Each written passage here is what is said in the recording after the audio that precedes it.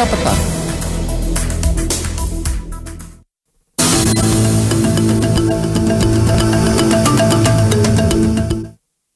Ya pemirsa, Anda masih menyaksikan Economic Lounge with ISEI.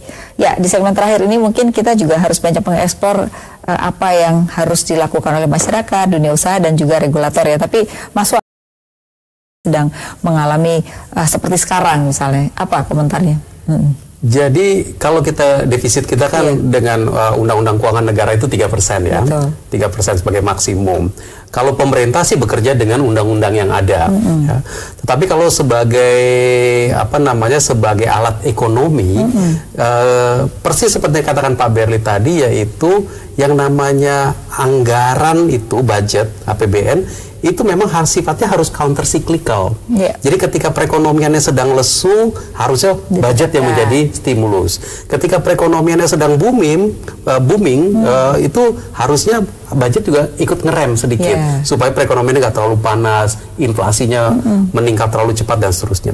Nah kalau kita lihat perekonomian Indonesia sekarang,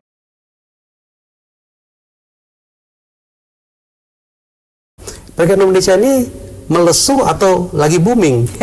Nah, kalau kita lihat sejak penurunan harga komoditas, perekonomian kita itu terus positif pertumbuhannya. Kalau perekonomian dengan ringkat pertumbuhan 5,2%, itu nggak ada ekonomi yang akan bilang you are in a recession.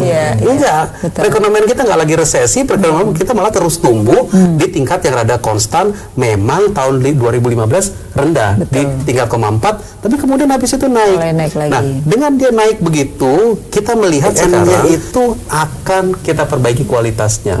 Perekonomiannya itu membaik.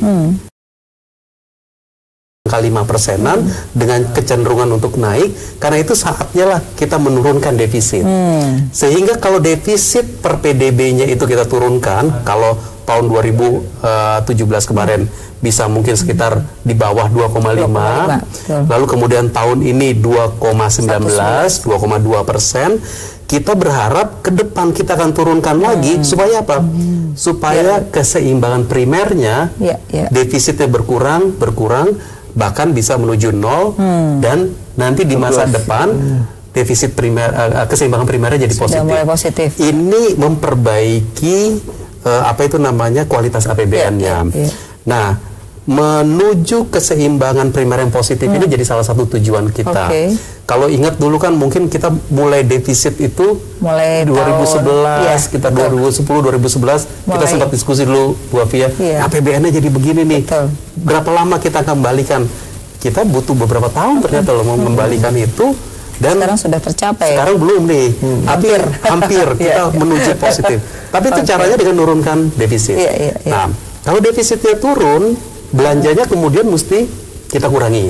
Tapi cara ngurangi belanjanya gimana? Pemerintah ini sejak 2 tahun terakhir, cara ngurangin belanjanya adalah dengan membuat birokrasi itu potong fat, potong lemaknya. Sudah banyak sekali yang perjalanan dinas, kurangin belanja operasional. Jadi efisiensi sebenarnya sudah dilakukan. Ya. Nah ini yang mungkin perlu juga sehingga belanja infrastrukturnya tetap bisa di 400 triliun. Nah ini kan segmen terakhir, hanya sedikit waktunya. Nah apa sebenarnya untuk pelaku usaha dan regulator, mungkin Mas Berli, apa sarannya terkait dengan APBN ini supaya orang tuh tidak ragu-ragu dengan mungkin belanjanya, tapi di sisi lagi masyarakat nggak takut dikejar-kejar pajak, gimana?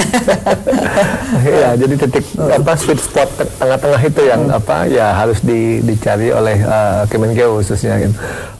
Dan juga ya mungkin yang sangat ditunggu ya bahwa betul tahun ini tidak ada APBNP gitu. PNP, jadi di tengah hingga tahun politik, fiskal tetap ya memberikan kepastian, memberikan steady. Nah, jadi kalau 2015 karena memang pemerintahan baru diubah, 2016 kan ada pemotongan cukup jauh. Nah, ini ya udah normal lah ya, sudah 3 tahun sudah learning curve-nya sudah lewat, sehingga tahun ini bisa tidak perlu tanpa APBNP. Itu jadi yang paling penting untuk birokrasi menjalankannya ya. Perusahaan-perusahaan khususnya perusahaan ya tingkat daerah ya tidak perlu lagi menunggu APBN DAU yang telat ke transfer, dan kemudian sehingga terus buat masyarakat gimana nih supaya nggak takut dikejar-kejar pajak karena targetnya makin tinggi nih. Ya, dia juga saya kira dari Kemenkeu khususnya Dijen Pajak BKF juga perlu lebih tenang lah, lebih tidak gerasa gerusu. Sudah jangan sampai ada kaget-kagetan lagi. Wah nih 200 kan main 2 juta akan dibuka tabungan sekarang naik lagi. Jadi yang fix dan ya kepastian ya datangnya harus dari pemerintah dulu sehingga pemerintah dan swasta dan masyarakat bisa tenang. Pak, soal terakhir. Kita memang ingin APBN-nya menjadi lebih kredibel, angkanya itu angka-angka yang bisa diterima oleh masyarakat. Kalau bayar pajak kan kita memang harus bayar pajak, ketaatan ya memang harus taat. Tetapi kemudian angkanya itu make sense. Nah, angka yang make sense itu komplit APBN-nya dari sisi penerimaannya maupun dari sisi pengeluarannya. Sekarang itu kita juga secara bersamaan selain mendorong supaya pajaknya bisa diterima, kita juga ingin dorong belanja itu bisa dibelanjain. Jadi harapannya belanja lebih baik ya tahun jangan ini. Sampai udah dikasih pagu 100 terus nggak bisa dibelanjakan. Baik, Pak Swa, Pak Berli, terima kasih.